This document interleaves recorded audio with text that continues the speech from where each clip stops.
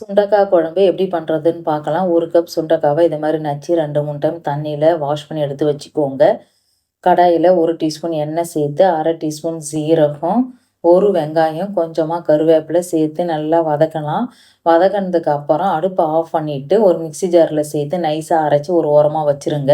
அதே கடாயில் ஒரு 2 டீஸ்பூன் நல்லெண்ணெய் சேர்த்துக்கிறேன். 1/4 டீஸ்பூன் கடுகு உளுத்தம் பருப்பு, 1 டீஸ்பூன் சீரகம், 1 டீஸ்பூன் வெந்தயம், 1 கைப்பிடி அளவுக்கு பூண்டு, 1 கப் சின்ன வெங்காயம் சேர்த்து நல்லா வதக்கிக்கோங்க. கொஞ்சமாக கருவேப்பிலை, 1 தக்காளியை பொடியை கட் பண்ணி சேர்த்து இதுவும் நல்லா வதக்கிக்கலாம்.